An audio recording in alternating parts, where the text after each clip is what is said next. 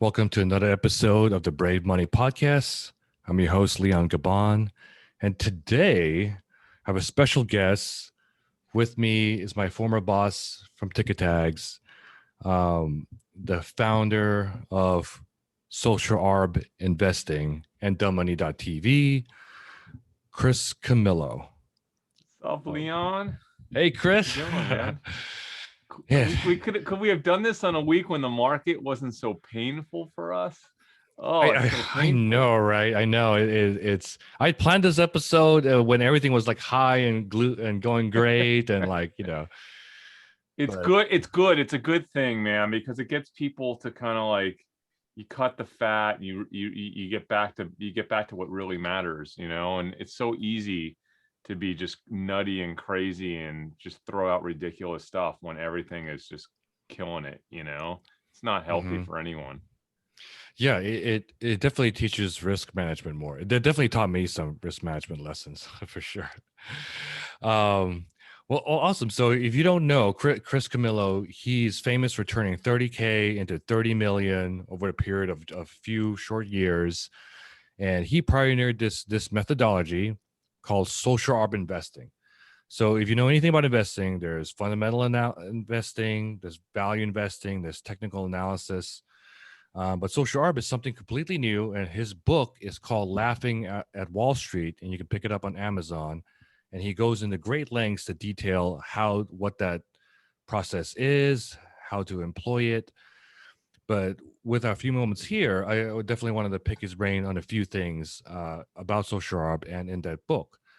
So just diving right into it. So Yeah, and Chris, by the way, yeah, Leon, just I gotta throw out there, although I love my own book, it is technically 10 years old now, and Jack Schwager did an awesome chapter in his Unknown Market Wizards that came out in November, just on me and social arb. And I almost think he did a better job than I explained it 10 years ago. And so much has changed. So, like for a more updated version of the methodology, if you want to read about it, I'd almost say instead of getting my book, get Jack's. I don't make any money on it, but like get Jack's. It's Unknown Market Wizards, and read the chapter on social arb and me. He did a killer job. awesome. But Yeah, that was a great book too, and I will include those links in the show notes for everyone listening. Um, cool. Going back to your book specifically, I remember you talking about your Apple trade, and to me, it was kind of like the epitome of like what social arb is, and I'm curious if that kind of started you thinking about like, oh hey, yeah, social arb, this is a thing, where when you saw your friends talking about how they loved the iPhone and they wanted you to get one and people on Wall Street didn't have it. Could you speak to that a little?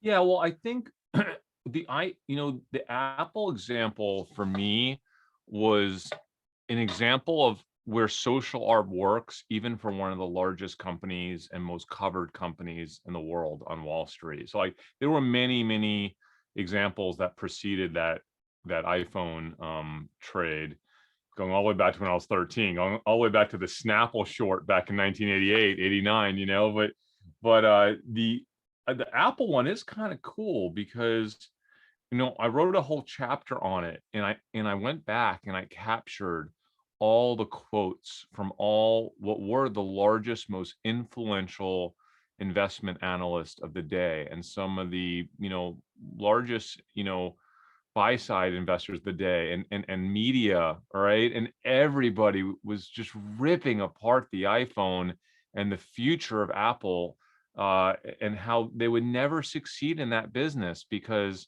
amongst other things, the phone didn't have a keyboard, and that was just the dumbest thing in the world, and like people just were never going to adopt, like, and they were so blunt about it. It was like, this is a guaranteed loss for Apple. Like there's just no Hmm. way that this is going to be, and this is after the phone came out, and there's so many biases with that trade that you could arb, the biggest being that Wall Street at the time was even more than it is today, almost entirely in the Northeast, right? Most of it in New York, male dominated, male white, middle age dominated, and in Manhattan, you could only get an iPhone on AT&T that first year that it came out. Remember? And like Yeah. there was no way to have AT&T in Manhattan because they were on the way that their data technology worked at the time was ridiculously bad when it came to getting through buildings and like layers of walls. So virtually nobody had AT&T back then. Certainly people on Wall Street weren't using AT&T. They're all on like Verizon. And so they just didn't have exposure. They didn't have that personal connection and exposure to the iPhone, or even people in their lives having the iPhone. They didn't get to experience people's joy and excitement and how the keyboard wasn't a big deal. Like in the early weeks, right? In the early weeks and months of that release, that was something that I experienced on the opening week. Like I remember I was at a rooftop party in Uptown here in Dallas, and a few people had the phone and like everyone was passing it around, and there was like, oh my God, it's like everyone's like, this is the future. Like, this is it, man. I'm holding the future, dude. And it's like when you held it in your hand and you played around with it, you're like, yes, yes, it's the future. I see it now. I was worried about it not having a keyboard, but now I understand that a phone is more than a phone. And it's just like all this, you really just had to live it, right? And Mm. they weren't able to live it because of a geographic bias that was, not necessarily their fault. But that wasn't the opportunity to social arb Apple, because if you were paying attention to the conversations, if you were paying attention to real people and their reactions, it was really obvious that this was a game changer and this wasn't going away, and that Apple was going to dominate this industry. It wasn't like I'm predicting the future. It's like I'm seeing what's happening right now. And like you either were in a place to see it, or you would let all the noise prevent you from seeing it. And so that was a great social arb trade on a company that everyone's like, well, you can't do this with big companies because there's too many Mhm. eyeballs on them. Like, yeah, you can. You can. Yeah, now I'm going back and I'm remembering the first time I had the first Apple iPhone. And yeah, now I'm recalling, like, friends being excited about it, and I actually could kind of doubted it too without the keyboard, but then yeah, as soon as you have one, I guess it's my same experience with getting into Tesla for a first time. It's like that kind of feeling of like, wow, Yes. this is different. Yeah. Tesla was the exact same thing, man. And by the way, for those people that don't understand the basis of social arb, it's all about identifying change early and connecting that change in culture or consumer behavior or technology or whatever it is, connecting that change to investable opportunities in the market. That's social arb. You're not looking at fundamentals, you're not looking at technicals. Certainly, there are a lot of investors out there that have learned social arb over the past few years from me and Dumb Money, and they layer it with fundamental and with technical, and that's fine. That's fine. But like just the social arb piece, which is all that I do, is pure. It's only identifying change earlier than others and connecting that change to investable opportunities. And you have to identify it before others. Otherwise, there's no opportunity to arb it, right? And like you have to make sure that that change that you've identified really can be meaningful for that sector or for that company that you're trading, and that other people fully haven't caught wind of that change yet, or they're really underappreciating the change, and that there aren't other things happening at the company that are more important than that change that you discovered. That's it. That literally is social arb, is living your life, identifying anomalies and culture and consumer behavior and trading them when the opportunity arises. Yep. Yeah, seeing what the next trend is, what is the next thing in culture. Yeah. Awesome.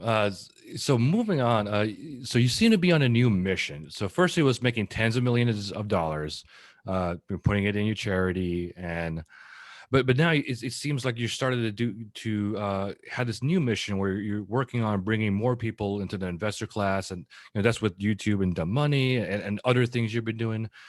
Yeah, I was curious if you could talk a little bit more about that, like why you're doing it, and all. Yeah, definitely, man. Initially the mission initially is always about financial freedom, right? Like it's like Mm. you just want to dig out of that hole that we're all in. Most of us are in it, right? Like we have a job and we earn this much money, but we want to earn that much money to have the things we want in life and to feel like we're not bound to any particular employer or any particular way of life. And, that was the first kind of checkbox. It's like, got it. I did it. Like I could feel pretty good that I could be financially free and independent the rest of my life. And that was great. Then it was the next box for me was, doing good, which is super important for me. And, I'm super connected to, pediatric causes. I have kids. I have 11-year-old twins. I lost my best friend at an early age to leukemia.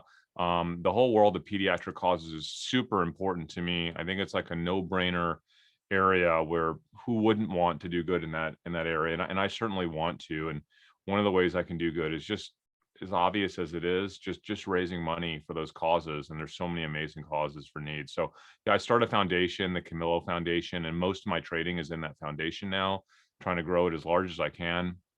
But then there's like, okay, like I'm going to do that. And like, I know I'm going to do that. I know I'm going to be doing that in the next 20, 30, 40, 50 years, right? However long I live, right? But can I do something that's even more than that? Something that would be like, because a lot of people or donate a lot of money and it does a lot of good, but is there something even bigger that I can contribute that other people can't contribute, or that I'm in a better place to do something where others can't, to really lever my position in life beyond just the money I generate from trading?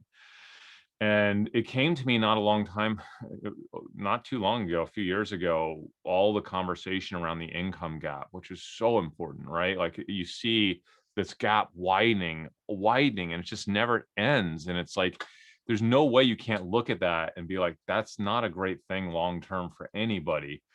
And it's such a hard problem to solve. And I was just beating my head against the wall. I'm like, what, because I'm always thinking about this stuff. What can we do to solve the income gap? And it's hard. It's a hard problem. But then you think about, well, why do you have to focus on income? Why can't we just focus on wealth? Why does it matter how people earn their money? Doesn't all really, the only thing that matters is their access to money to basically accommodate a good life for them and their family, right? They don't have to earn it through a job. So I realized the wealth gap was actually way more important than the income gap. And unlike the income gap, the wealth gap is actually solvable. I was like, whoa, we can solve this, because we can solve this through investing, because the investor class is what can solve the wealth gap, right? So like if we're all part of the investor class, that's where most wealthy people generate their wealth.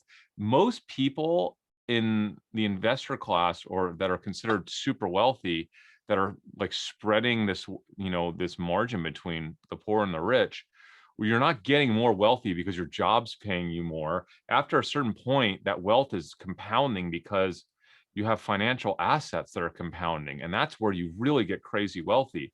And it's just focused and concentrated on the few. Like, what if we can figure out a way to get the entire world in the investor class, so that appreciation of assets, as appreciation of innovation and growth and productivity and all the wonderful things that accelerate the asset class, right? That's what makes companies become more valuable. So even if we have less companies over time that are super, super valuable, what if we have more people that were invested in them? And so that is just so obvious to me. That's the way we solve it. I have to bring the world into the investor class, and then we'll solve the wealth problem. So that's my core focus right now. And that's why I'm on YouTube. That's why I'm trying to connect with other creators. I'm trying to spread the conversation about money and investing to everyone. Because like, remember, Leon, in the past, dude, like talking about money was this thing that you just didn't do. It's like politics. Like, you're just not okay to talk about money and your finances and how much money you made or how much money you lost. Like, but we do talk about that stuff behind closed doors if you're in certain affluent circles with your buddies, right? But like, Mm-hmm. no one's having that conversation, in South Dallas, right? You know what I'm saying? Like, those kids aren't having those conversations. Their uncle isn't a financial advisor, isn't a stockbroker, isn't like in that world. Like, they don't have anyone in their life to like bring up that conversation. So like, they're not having it. But what if we just have it on TikTok and YouTube, and more of us just start having the conversation? Now we're all just talking about money every day and how much we're making and how we're making it. Just, it doesn't matter where you live or who your family is, like, or what you do. It's just right in front of you on your feed every day, right? So then you start talking about it with your buddies, because all of a sudden it's like a cool, okay thing to do. And like, dude, I'm telling you, man, it's going to happen. Like, it's already happening. I could only imagine 10 or 15 or 20 years from now, like the people will have brokerage accounts like they have bank accounts, and everyone will understand the value of being part of the investor class. And that's how we, for lack of better words, we could save the world, dude. You know, like we can solve Yeah. this thing. Yeah, exactly. I love that, and you're so right. Yeah, like how the best way to solve the wealth gap is help people get wealthy, and a large part is education, right? It's like we're not teaching people how to do this, or how to like to invest in school, right? Like I didn't learn for like 30 years, like I didn't know about investing. Not it wasn't until I discovered Bitcoin that I learned about all these other like money and financial verbs. And it's Yeah. like, oh shoot, like I should be doing this. I should be earning interest. I should be like trading, investing, and yeah, that's why I'm a mod at Dumb Money, but also I started this new podcast too because I want to help educate as well. Like I could do a tiny bit, and it's like yeah, like you can't 9 to 5 you someone said this, but you can't 9 to 5 your way to wealth. It's like there's only three ways: there's business, real estate, or liquid assets. In my opinion, liquid assets are the most fun. Yeah, I mean, like I said, the difference between 12 an hour and 15 an hour or 17 an hour, yeah, it helps, but it's not the game changer, right? Like it's the difference is once you're exposed to how to build wealth, you start making decisions to spend a little bit less money on XYZ and take that money and you're investing it, right? And then whatever your lifestyle is, it becomes part of that lifestyle. And then 10 years later, all of a sudden you're worth all this money because you don't miss all those little things you didn't spend money on, right? But like, wow, then this is a game changer. And we've seen it. Like, so many people in our community have lived that, right? Just over the last couple of years, from all different walks of lives, from all different countries. The dumbmoney.tv community, it's like just a lot of random people from around the world that a lot of them recently started investing, and they're seeing what it can do. Now, granted, we had a big year last year, but still, it just doesn't, you don't have to make 300%. Making 20% your money, compounding that over 15, 20 years, man, that's a game changer right there, right? Yeah, definitely some lives have changed in Dumb Money for sure, and people watching it. Cool, awesome. So on the stream, I can't remember which show this was, but I believe Dave mentioned at one point you lost it all or almost lost it all. I was curious if you could dive a bit more into that Yeah. time period, So what happened. what Dave was referring to was when we were younger kids, we're in our early 20s and we were all living in LA, and we really weren't social arb investing. We were just like kind of doing the equivalent of what the meme traders do now, right? Like we were just throwing all of our money on out of the money, high risk trades that, we heard this from so and so, Mhm. or we thought this because from our research, but we didn't really have the methodology. Even though I had started social arb investing many years earlier, I was kind of in that point where I didn't fully buy into only doing that. So we were just aggressively doing stupid things. And, it's paying off right now for a lot of meme traders, right? But, and it paid off for us for a little bit, but we hit a really bad trade. And it was like we had all of our money in this trade, and it was just ended up, I don't even recall what happened.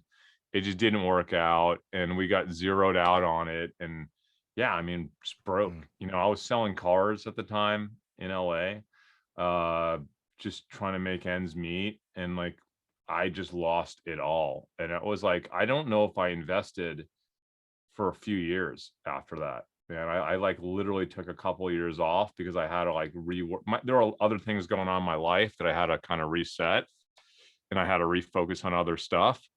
So yeah, I mean, it was tough, dude. It was really tough, but man, it was a lesson. And what I always tell people is, if you're going to learn a hard lesson when it comes to money or the markets, you want to learn that lesson when you're young and you're not investing a lot. It might be a lot for what you think you have at the time, but it's not a lot relative to how much you're going to earn over your whole life. So I took a couple of years off, I eventually got back into investing and rebuilt everything from the ground up, this time with a more organized methodology of social arb investing. And it's worked out really well over the past 15 years.